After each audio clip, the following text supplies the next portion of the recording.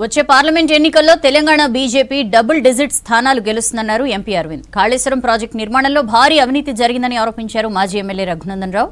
పార్లమెంటుపై దాడి ఘటనలో పాత్రధారులు, కుట్రదారులు నివేదికలో బయటపడతారన్నారు మాజీ ఎంపీ బీజేపీ నేత బూర నర్సయ్య గౌడ్.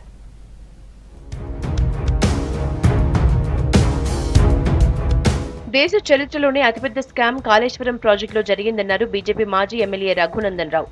కాళేశ్వరం ప్రాజెక్టు అవినీతిపై రాష్ట్ర ప్రభుత్వాన్ని గతంలోనే కాగ్ నివేదిక అడిగిందన్నారు.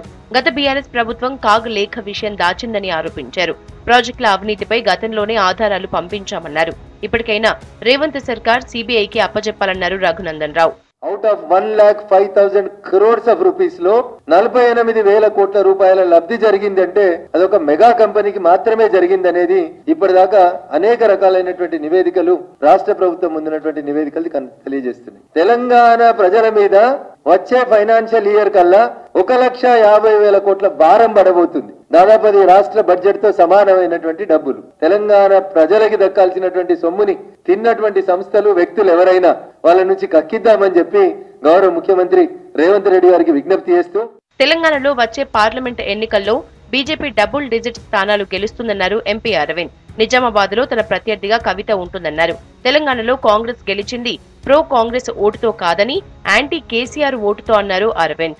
మనకి 8% ఉండే 2018 అసెంబ్లీలో 8% ఓట్ని వాళ్ళ 30% మనం పెంచుకోవడం జరిగింది. కొంచెం సంతృప్తి ఉంది. కాంగ్రెస్ రాష్ట్రంలో వాళ్ళు బలపడ్డారు. అది కొంచెము నిజామాబాద్ పార్లమెంట్ పైన కూడా అసరు చూపించింది.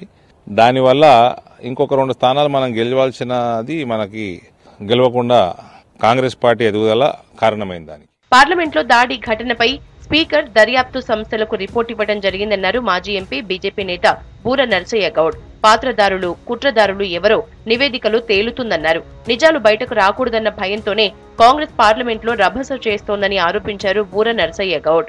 దీంట్లో పాత్రదారులు ఎవరో, కుట్రదారులు ఎవరో తేలవటానికి దర్యాప్తు సంస్థలకు స్పీకర్ గారు ఓం బిర్లా గారు ఇవ్వటం జరిగింది. ఇందులో ఏదైనా రాజకీయ పార్టీ కోణం ఉందా? ఏదైనా రాజకీయ పార్టీ అగ్రనాయకులు కావలసుకొని బీజేపీ పార్టీని, కేంద్ర ప్రభుత్వాన్ని చులకనగా చూపెట్టడానికి చేసినటువంటి ప్రయత్నమా అని దర్యాప్తు సంస్థలు తీవ్రంగా ప్రయత్నం చేస్తున్నాయి. అటు తెలంగాణలో వచ్చే ఎంపీ ఎన్నికలపై ఫోకస్ చేసింది బీజేపీ. మెజారిటీ సీట్లు గెలుచుకునేందుకు ప్లాన్ చేస్తోంది. ఈ నెల 27 లేదా 28న రాష్ట్రంలో పర్యటించనున్నారు బీజేపీ జాతీయ అధ్యక్షుడు జేపీ నడ్డా. పార్టీ ముఖ్య నేతలతో సమావేశమై పార్లమెంటు ఎన్నికలపై చర్చించనున్నారు. 2019 ఎన్నికల్లో 4 ఎంపీ స్థానాల్లో గెలిచిన బీజేపీ 8 నుంచి 12 సెగ్మెంట్లలో విజయం సాధించాలనే పట్టుదలతో ఉంది.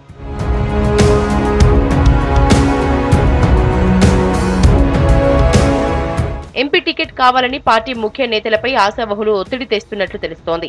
మహబూబ్ నగర్ నుంచి డీకే అరుణ, జితేందర్ రెడ్డి, దిలీప్ ఆచారి ఎన్నికల బరిలో నిలిచేందుకు ఆసక్తి చూపిస్తున్నారు. చేవెళ్ల సెగ్మెంట్ నుంచి కొండా విశ్వేశ్వర్ రెడ్డి, అందెల శ్రీరాములు యాదవ్, మల్కాజిగిరి, ఈటెల రాజేందర్, చాడ సురేష్ రెడ్డి, కూన శ్రీశైలం గౌడ్ పోటీ చేసేందుకు సిద్ధమయ్యారు. సికింద్రాబాద్ ఎంపీ సెగ్మెంట్ నుంచి కిషన్ రెడ్డి, భువనగిరి నుంచి మాజీ ఎంపీ బూర నర్సయ్య గౌడ్, మెదక్ మాజీ ఎమ్మెల్యే రఘునందన్ రావు పోటీకి దిగేందుకు రంగం సిద్ధం చేసుకుంటున్నారు.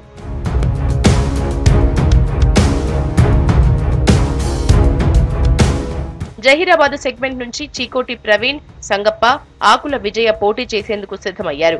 వరంగల్ నుంచి రిటైర్డ్ ఐపీఎస్ అధికారి కృష్ణ ప్రసాద్, నల్గొండ సునీతారెడ్డి, ఖమ్మం, మహబూబాబాద్ సెగ్మెంట్లలో బలమైన అభ్యర్థుల కోసం చూస్తోంది బీజేపీ అధినాయకత్వం. నిజామాబాద్ నుంచి ధర్మపురి అరవింద్, కరీంనగర్ బండి సంజయ్, ఆదిలాబాద్ సోయం బాపురావు, హైదరాబాద్ భగవంతరావు లేదా సిటీలో స్థిరపడిన నార్త్ ఇండియన్ కు టికెట్ దక్కే ఛాన్స్ ఉంది.